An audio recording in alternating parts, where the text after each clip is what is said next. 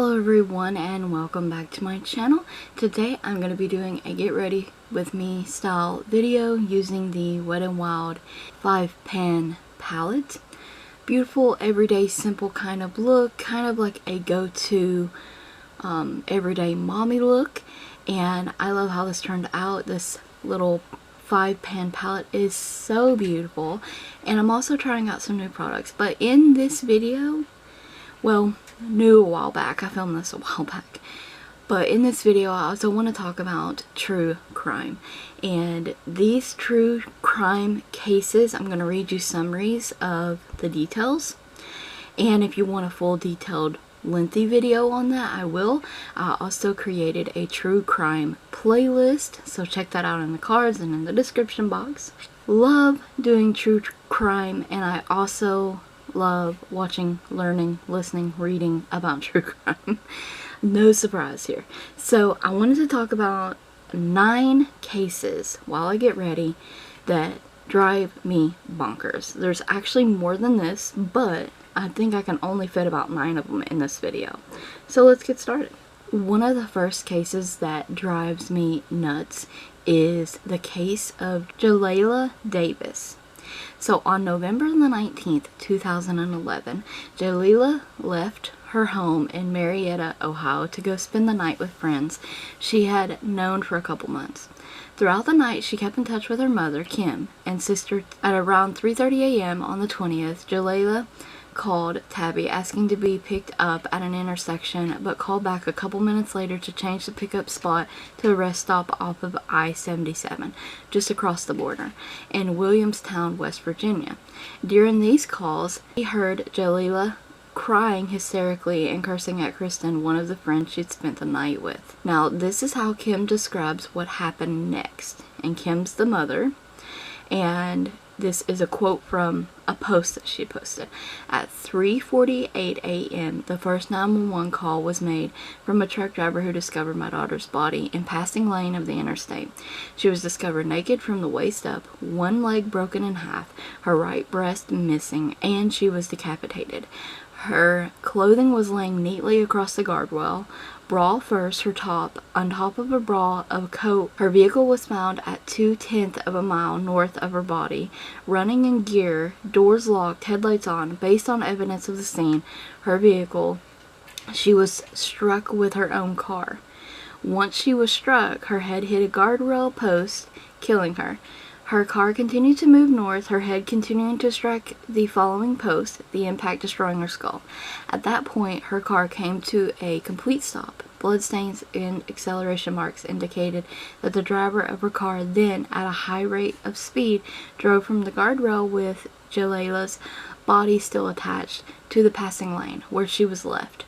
From the first post to the point of her body was discovered was a distance of more than 82 feet. So based on these statements given to the police, it's believed by some Jalayla's car was then abandoned and coasted down the road where it was found. This one drives me crazy for many, many reasons. There's so much going on there. I don't believe that this was some kind of accident done by her car and her drinking and driving.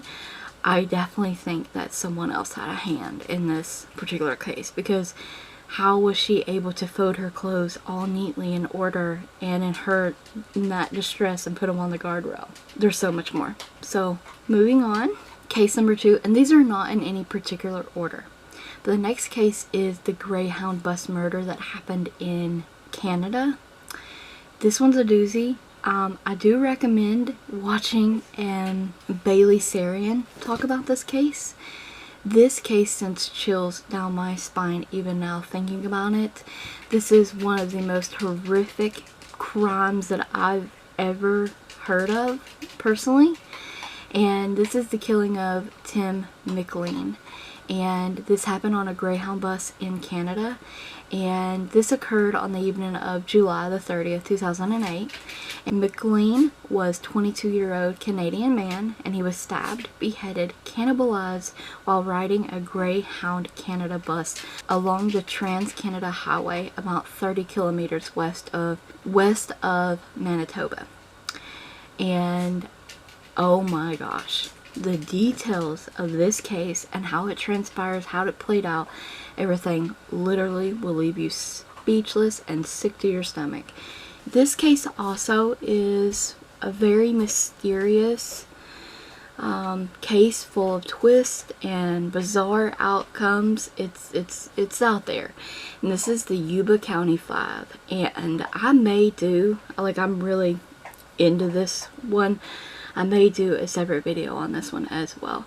But the Yuba County 5 were all young men from Yuba County, California in the US, all with mild intellectual disabilities or psychiatric conditions, who attended a college basketball game at California State University on the night of February the 24th, 1978. So after the basketball game, for unknown reasons, the boys traveled up a mountain and got stuck there. They took off walking into the woods up the mountain, and they were missing.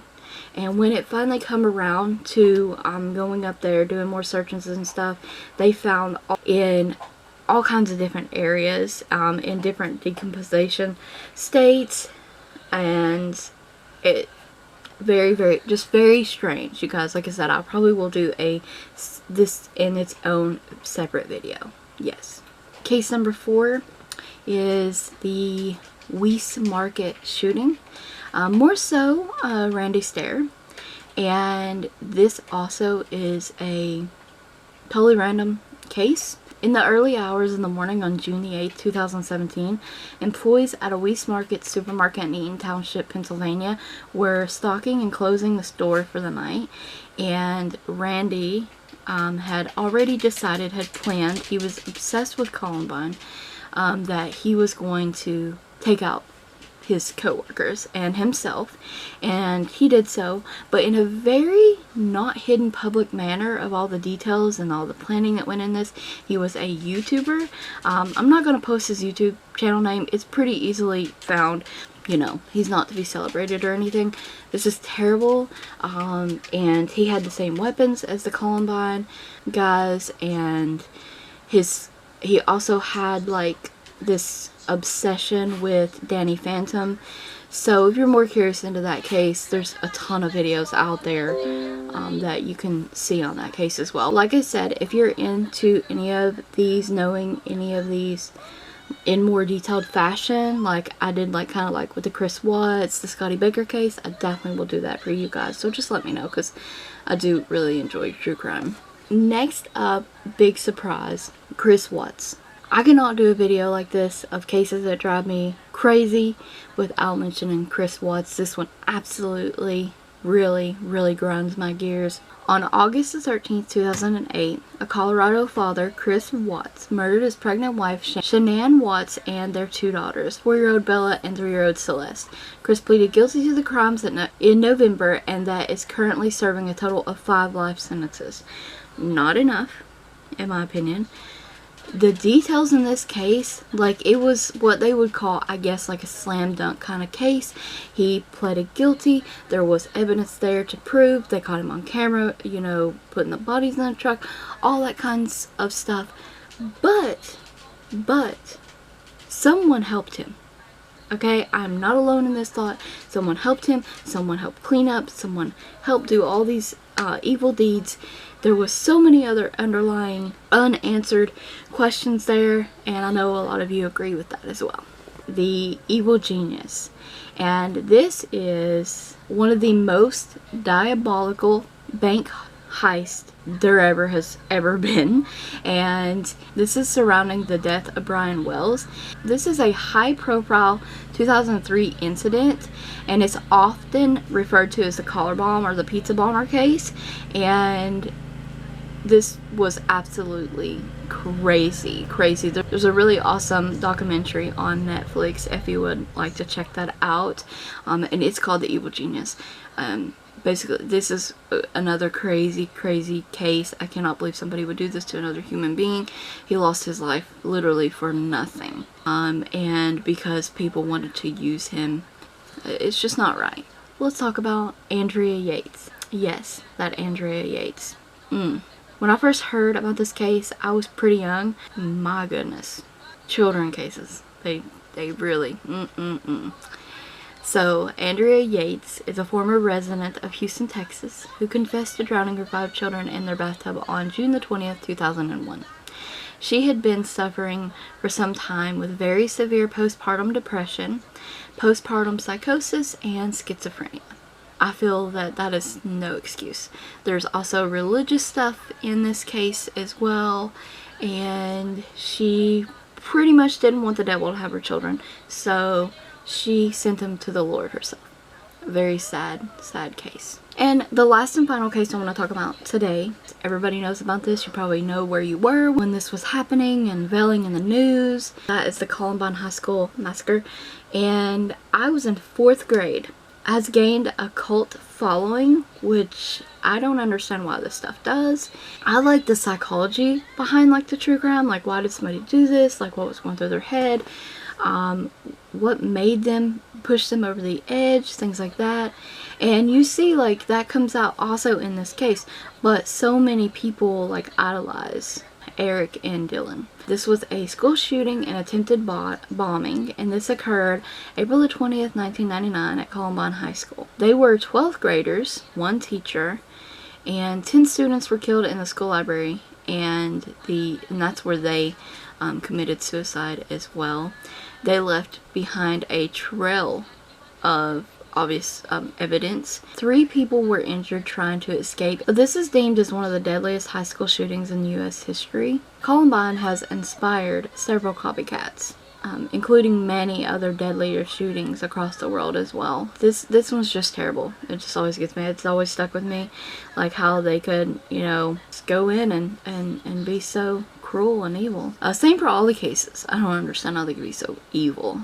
So let me know what cases drive you bonkers as well in the comment section below. And don't forget to check the description box for additional links as well as a product list. Check the cards. Don't forget to like the video, comment, subscribe, and ring the bell if you haven't already. I thank you guys so very much for watching, and I want you to stay tuned for more videos like this, as well as an upcoming video, just a sneak peek, celebrity deaths that I think that are definitely got way more going on than just they took their lives or they died. And I thank you so much for watching.